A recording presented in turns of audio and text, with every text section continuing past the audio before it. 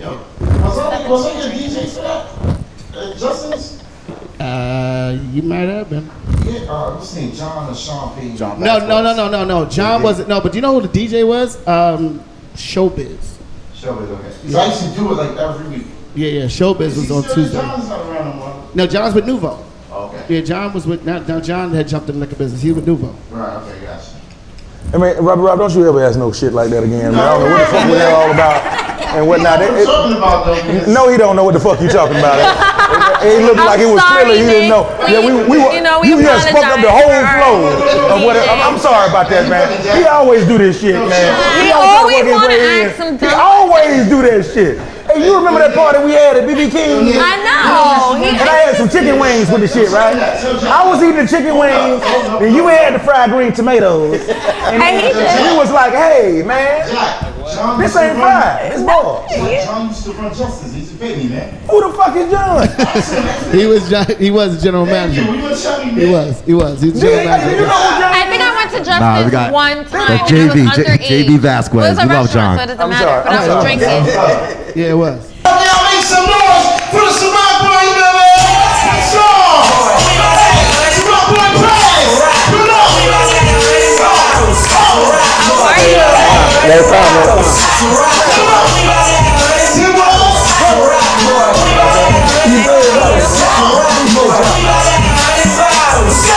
What's up, Nick?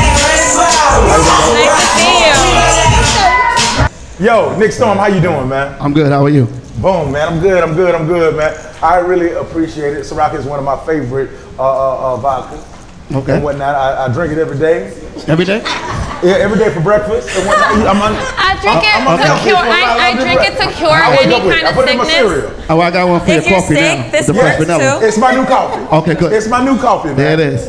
Word. And it cures remedies. Like if you're sick or heartbroken, it works. Never heard that one. Did you hear that? See, Never I heard didn't that know one. what cured That was a good heartbreak. one. But I'm married now. Yeah. No. I'm married now. My heart is so, okay. Right, so man, Nick, man, tell them where you got your start, man. Oh, wow. Okay, I'm going to tell you where I got my start. And this is crazy because this is actually 9/11, so I'm going to tell you a quick story. I'm going to be as fast as I can. Today, 16 years ago, I was supposed to promote my first party at Justin's restaurant, which was Puff's restaurant. I was doing my first party, and I was going to launch a brand called Hypnotic.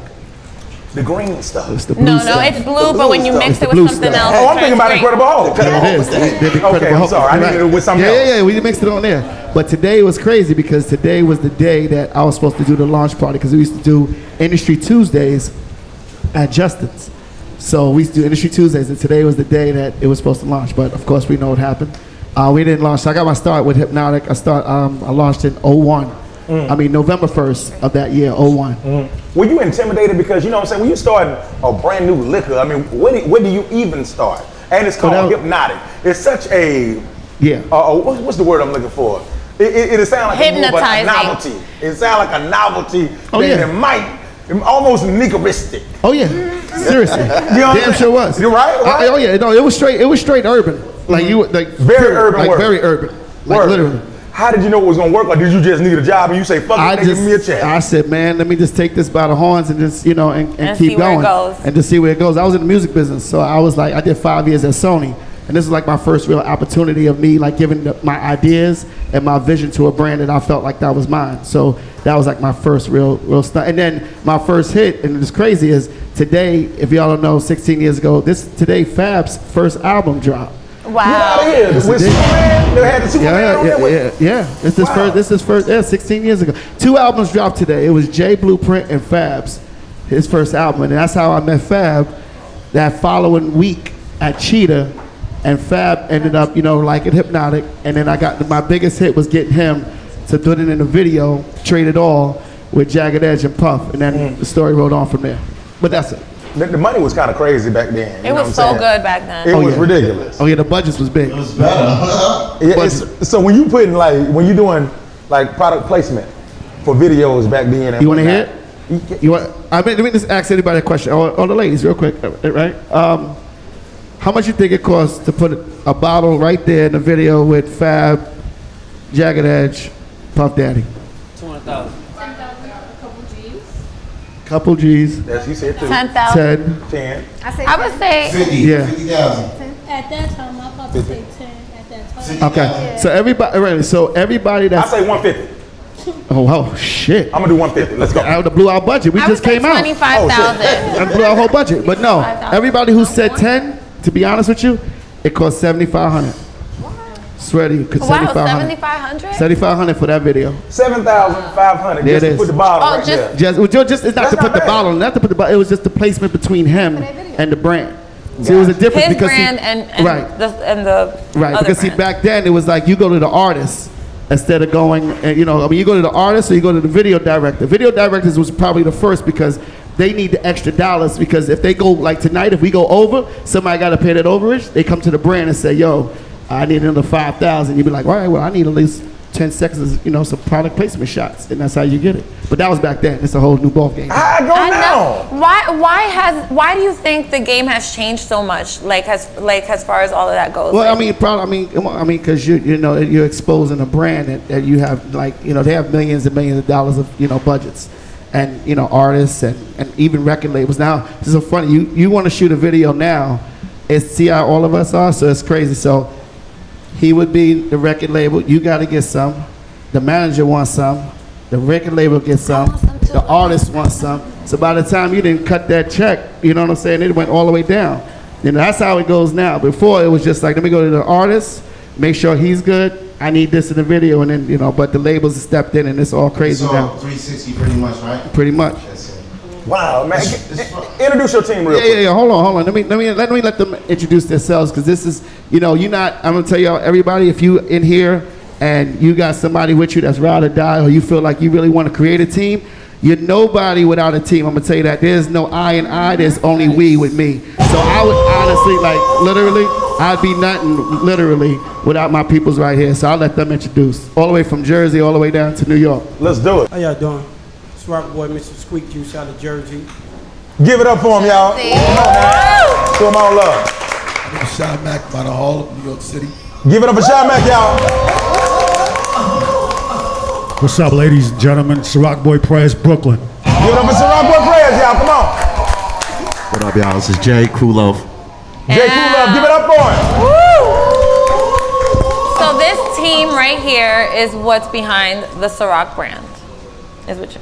Yeah. Well, yeah, New York City wise. We're nationally, but these guys. In New York. These guys is the ones that's out there banging on the doors all the time. Prez is over there, at Aces. Every strip club. Right. Everywhere. And Jay holds down, he'll be up at La Marina holding all the way that down.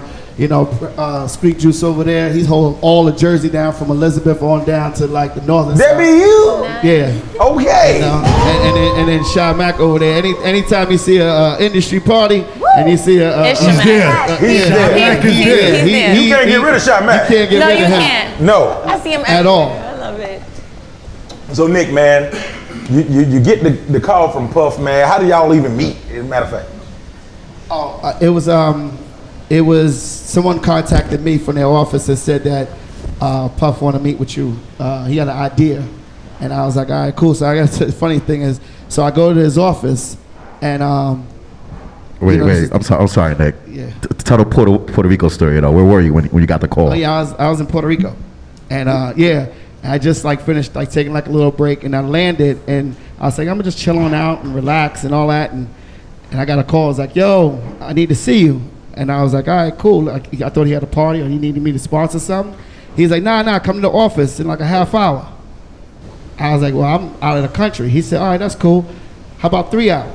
Yeah, I like that because he's no excuses. He's not There's no excuse unreasonable at all. for you to not be here right now. So I was like, well, I can't do it that day, but I can. Let me figure something out. So he's like, all right, whatever, but I need to see you within the next 24 hours. So I did what I had to do, got up there, real quick. He don't play no He don't games. play. And even in the meeting, if you ever met... Hold on. Come on. Even in 24 hours, though, Nick. In 24 hours, though. Like, come on, you out of the country. Listen, I would have did the same thing. I would have flew right back to New York and then handled my business. You know, I know this is maybe live, but I think I am lying because, hold on a second. I think it was 36 hours. I think I cut it a little bit. I cut it a little bit because I had to, because I don't think I could even catch a flight out that time. But I know I had to get back. And back then, you gotta think, this is 2007. So when Puff Daddy called you at 2007, he calling you and you better be there. That's like, how much was your flight? Like 3,500? No. It was like 450 with a change at JetBlue. Oh, that's right, because it's here. It's Puerto Rico. Yeah, I'm keeping it real. Oh, that's why he told your ass, hey, be here in 3 hours. Yeah, he did. Yeah, he knew what time it was. I mean, it wasn't like he was in San Tropez and shit. Oh, no. Right, I got it. South of France. So I got there and he was like sitting over there where my man is at right here, and I'm sitting right here, and he's asked me questions like, yo, so the best line he always said was, hey, yo, take that. How did you do that? That's number 2 best line. How did you do that? Yeah, how did you do it? Like, how did you put Hypnotic in everywhere? Because y'all gotta look at from the time we launched Hypnotic from 2002 to 2006, we sold over 3.2 million cases. We were over in 32 videos. Every rapper and everybody from Fab all the way down. This is Hypnotic. It was all over the place. So we had a everywhere. 4-year run. And it took over, it was Alizé or something and Alizé no longer exists. Yeah, we had literally, Hypnotic took over that shit. Yeah. I remember. Now, Hypnotic, we haven't heard from them in a long time. Is there any particular reason why? Would you say because you don't work there no more? No, because I had left. No, I'm just sitting. I'm very. You know what I'm saying? I'm humble. No, their plan, their marketing plan they were going left. But it was perfect time because, like, and I'm gonna tell everybody too, when you feel like one door is closing, you have no idea. Another one is opening. Another one's opening. Like 3 of them. Literally, you have no idea. So you take the chance on that, and then I just went over here and took the chance with this. And then remember, we only had that one blue bottle. So I mean, to sit with Puffer, I've been there 10 years. It's crazy, right? 10 years. You have to understand, like, his motivation, and it's just inspiring just to sit with him. He'll tell you things because he's relentless. Like, he'll be like, yo, this is gonna be number, I don't care. This is like number. This is the best. This is the best. I'm gonna tell you, this is the best. And it's crazy because he had a chart in his office, and the chart read all the ultra premium vodkas all the way down. And Ciroc, we was like number 11. So you had to figure out, you had to go through Goose, Belvedere, Kettle, Chopin, all of them, Stoli Elite, all of them, and they were like number 11. Man, this is way deeper than it's just deep. It's deep. A vodka. It's a lifestyle. So that's what it was. Like, we sold a lifestyle. It was not. It's nothing about. It was the brand. Yes, and I'll back that brand against anything, taste wise. But it was the lifestyle that we were selling. What's up, Jack? How did you get down with Ciroc? I remember like it was this morning.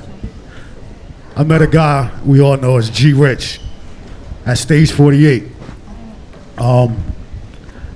G Rich introduced me, and the crazy thing about it is before I met G Rich, I didn't drink at all. I had no taste for alcohol. I was against it, but I sat down and talked with G Rich. He told me about the brand, and he said, "Yo, I think you'd be a good asset to this team, and whatnot. And I like your vibe. I'm like, what you got?" He said, "We got a brand that Puff is bringing out called Ciroc." I said, "What is it?" He said it was liquor. So I was skeptical about it because at the end of the day, I don't drink. So I said, all right, so when we talk about it. 3 days later, I met up with G Rich at a diner in Manhattan. And we talked about it. Prez, hurry the fuck up with this shit, man. Ask the question, bro. You ask the question, I'm gonna give you the story. He from Brooklyn, right? He got it all day. Yo, let me tell you, Jack. He from Brooklyn. He's gonna give you every intricate detail of the story. I apologize. We're gonna give you exactly the details of what happened.